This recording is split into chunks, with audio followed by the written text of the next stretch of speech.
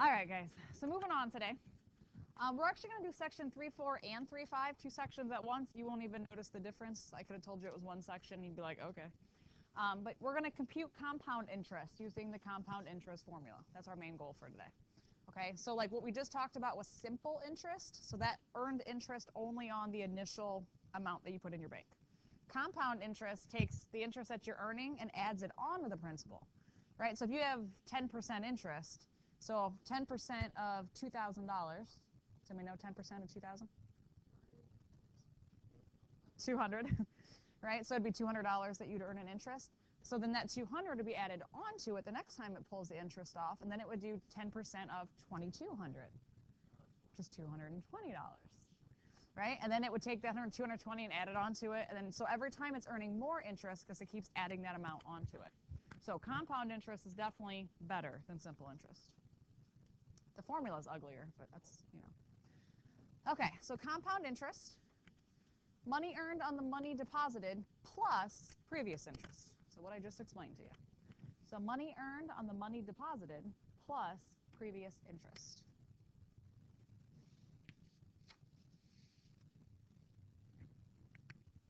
If your bank gives you the option, you want compound interest.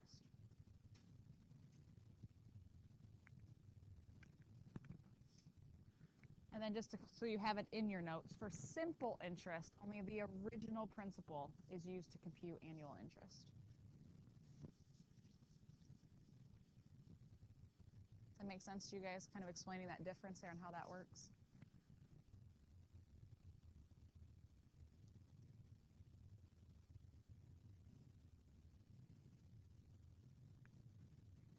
And then when they compound interest, depending on what type of account is set up, it can be compounded in different ways.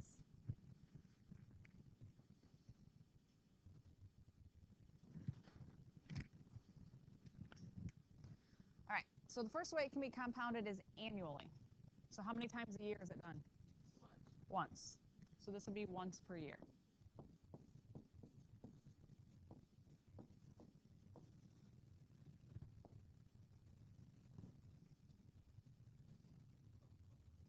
Semi-annually, that would be twice per year.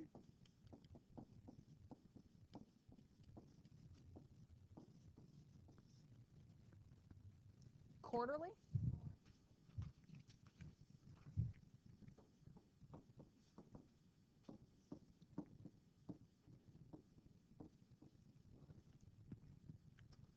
and daily, 365 times a year.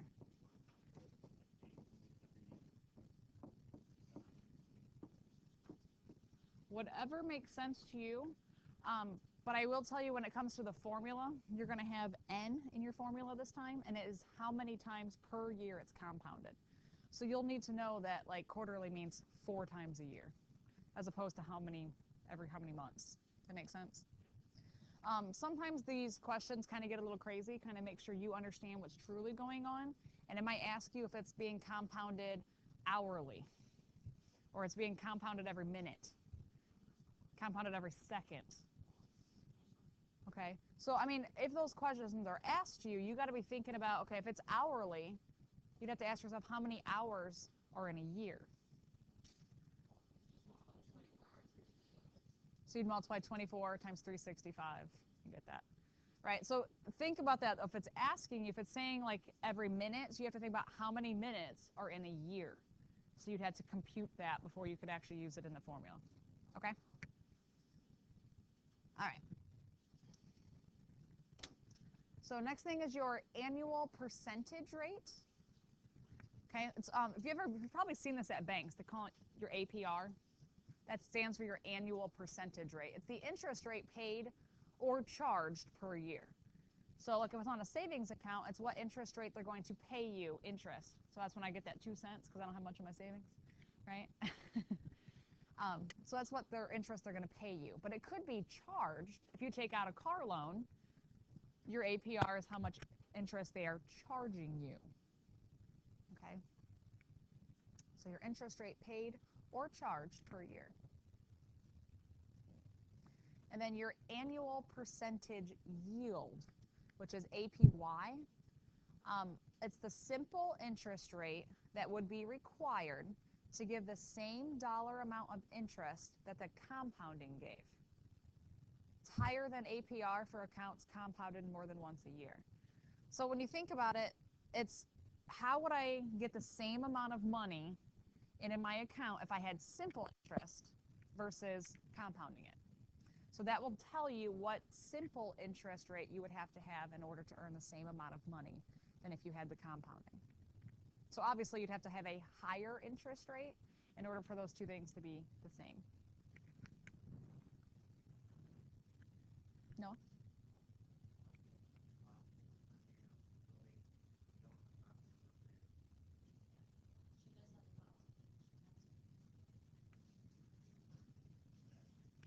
I'm magical. You can write outside of the box. You got a lot of space on there. Right. Think outside the box, Noah. You can write outside the box. It's okay. Do you guys know who that cartoon character is on there? Scrooge. Yep, Scrooge McDuck. Did you guys ever watch DuckTales? Was that around when you guys were kids? I love DuckTales. It's great. I loved it. You love what? And I want to watch that. DuckTales. Teletubbies. Ah, yes. Yeah. He has like his big like place where he stores all his money and he swims through it.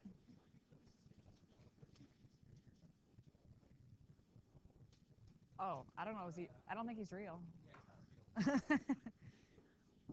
Oh, really? I'd have to look that up. I didn't know that. No?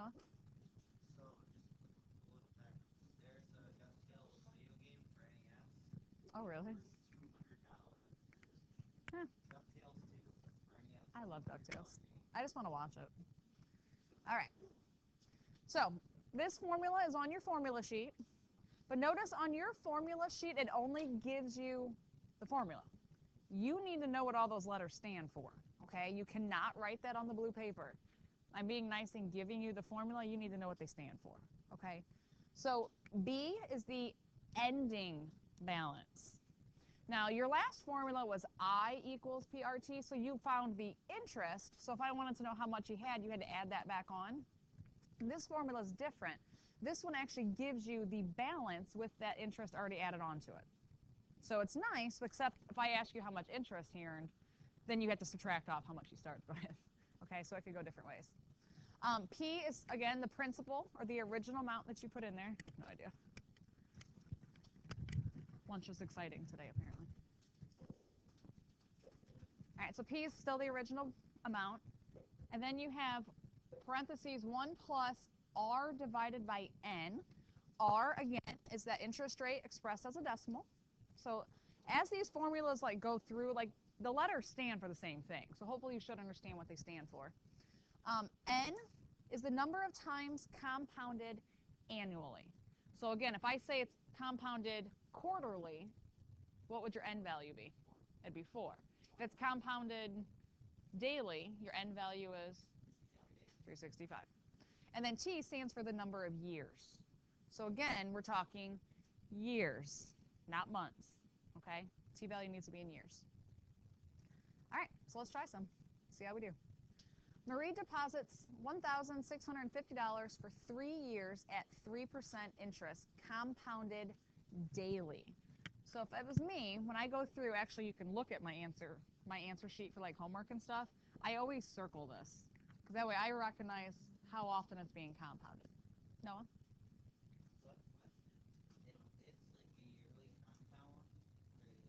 Mm-hmm.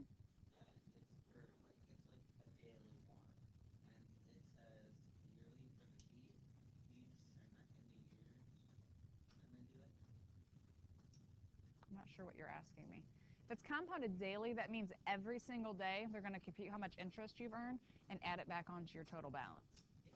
But if it's yearly, then they're going to wait until the very end of the year, then compute how much interest you've earned and add it on.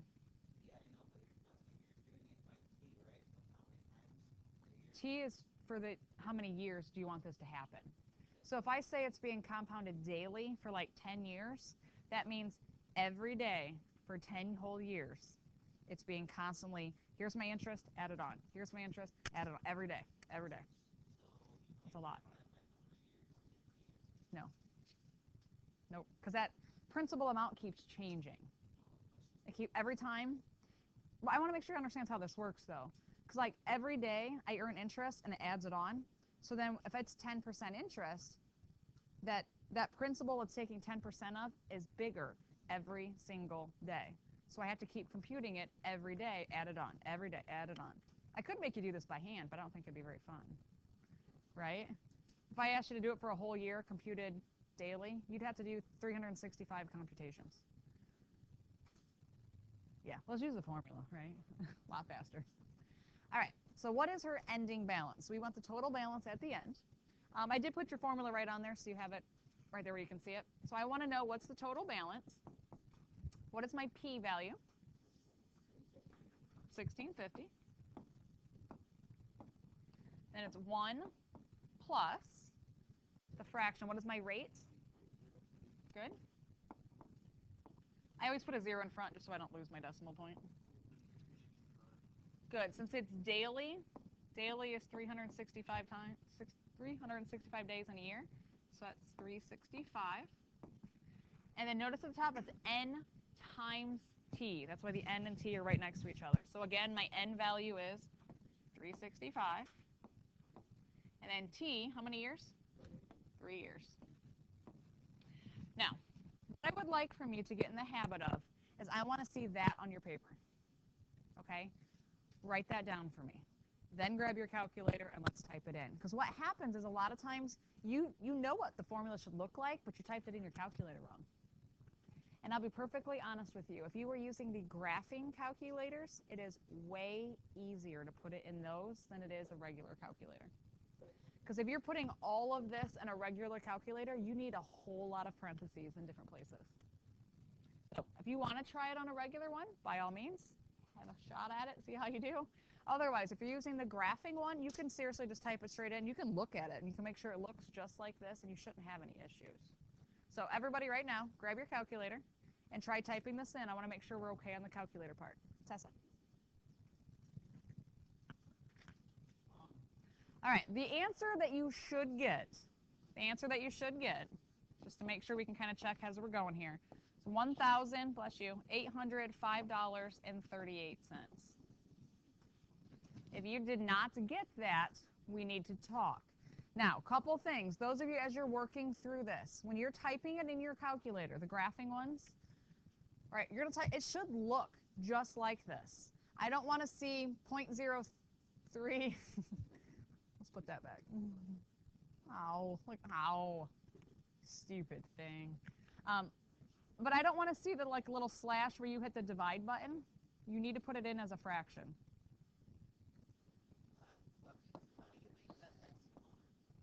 Hit the caret button. All right, guys, it looked like we had a common problem, okay? Your problem, guys, when you're typing things in, the graphing calculator, when you hit it up to an exponent, excuse me, it automatically keeps this all up into the exponent, okay? Those of you that had issues is when you weren't using the graphing calculator, or you had an older graphing calculator and didn't keep it up there. So what happens is your calculator is doing all of this and raising it to the power of 365, taking that answer and multiplying it by 3, which is not what you want. So you would have to put your exponents, like what you're multiplying, needs to be in parentheses, and then that should fix it. If you're using the graphing calculator where it just pops it right up to the top there, you're fine. You don't have any issues. All right, let's try the next one and see how we do. Kate deposits $2,350 in an account that earns interest at a rate of 3.1% compounded monthly. Okay, so let's make sure we're circling. We know that it's monthly. So what's your end value going to be? How many months in a year? 12. 12. So we know our end value is 12. What is her ending balance after 5 years? So again, using that formula, B equals my principal amount, $2,350. 1 plus, what's your rate? How would you write your rate? Your N value, how many times is it compounded a year? Monthly would be 12, parentheses, and then 12 times my T value. It's 5 years, so my T value is 5. So again, as we're typing this in your calculator, I want to make sure we're comfortable with the calculator. Don't let that be what messes you up, right? If you're not using the regular graphing ones and you're using the other calculators, you have to make sure your exponent is in parentheses. All right, so for this question, you should get a balance of $2,743.45. So double check what you have, and if you're not getting the right answer, let me know, and I'll come around and help you. All right, number 3. Number 3, Riley invested $13,482 at 2.6% compounded hourly for 6 years. Holy smokes, hourly. How many hours are in a year?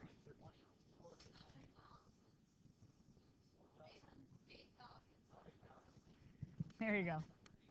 8,760. Right, you have to do 24 times 365, right? 24 hours in a day, 365 days.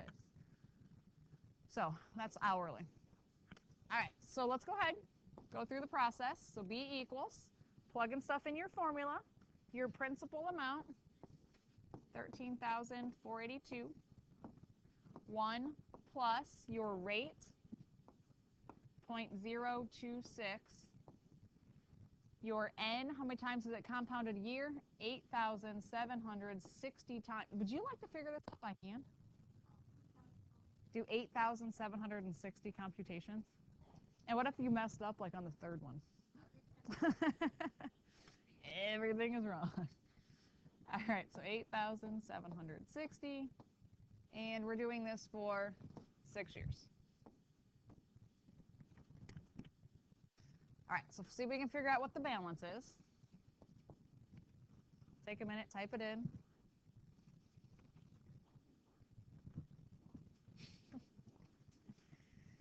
All right, I know some of you were kind of working ahead there a little bit.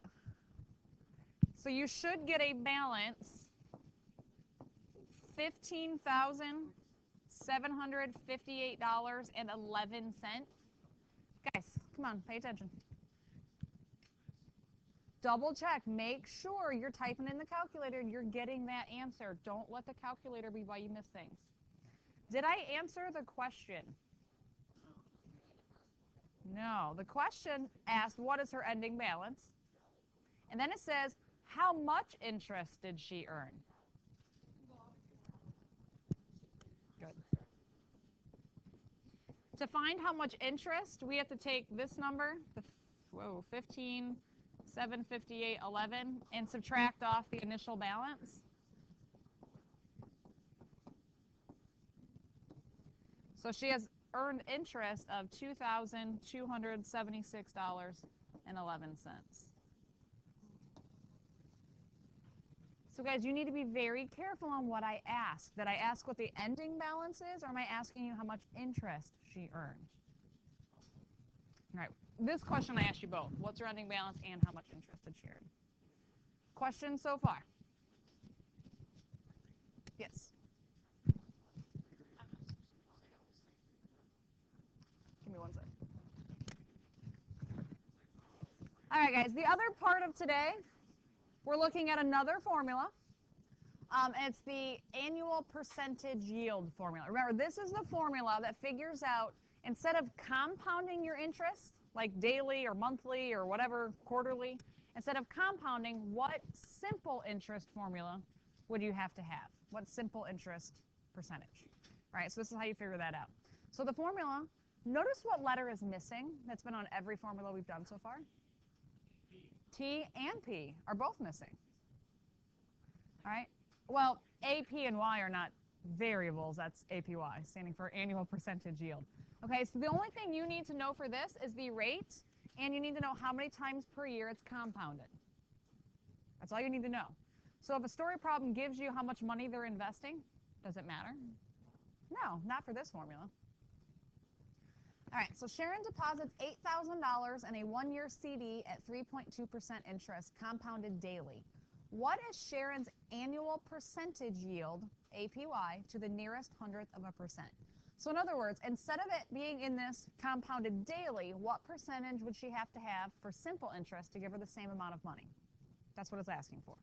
So if you go to your formula, which I put it down a little low on there, didn't I? All right, so if we look at the formula,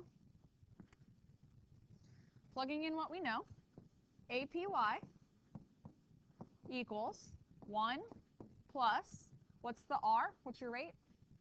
0.0. Divided by your N. Good, because it says it's being compounded there. That's daily. So 365 to the N power, 365. That's your exponent. And then minus 1. So grab your calculator. See what we get. Again, we want to make sure that we're actually typing this stuff in correctly.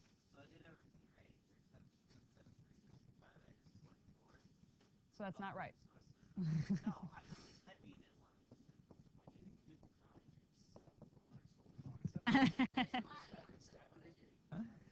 All right, so when you typed it all in your calculator, what did you get? 0.0325.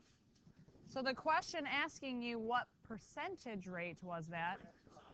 That's 3.25%. You got to multiply that by 100.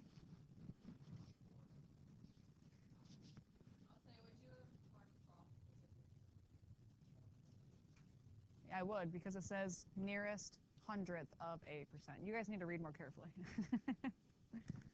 Yeah, make sure you're rounding it exactly what I asked for. If I don't specify, then no, I wouldn't count off. But if I specify, it needs to be rounded to that. All right, there's one more example on there. Go ahead and give it a try on your own. Make sure we can figure out the APY on our own. All right, guys. So plugging into your formula, APY equals 1 plus your rate, 0.041, divided by, what's your N value on this one? Hey, guys. What's your N value on this one? Thank you. 365 minus 1. So when you type that in your calculator, you should get 0.0418. Multiply this by 100 to change it to a percent. It's 4.18%. Now, guys, I'm going to be honest with you. I need you guys to listen up. From here on out, quizzes, tests, things I'm asking you for, and I'm grading like for correctness. If you do not round to the correct spot, I'm taking a point off. If you do not label money with a dollar sign, I'm taking a point off. If I ask you for a percentage, you better put a percentage sign after it. You have to label your work. Some of you, like for money, if it was like $3.50, you'd write 3.5. Taking a point off. You need to recognize that's $3.50. Money has 2 decimal numbers, or numbers after your decimal, okay, for your change. Josh? I might, yes, because you've been warned a lot. Dollar sign goes before it. Percent sign goes after it.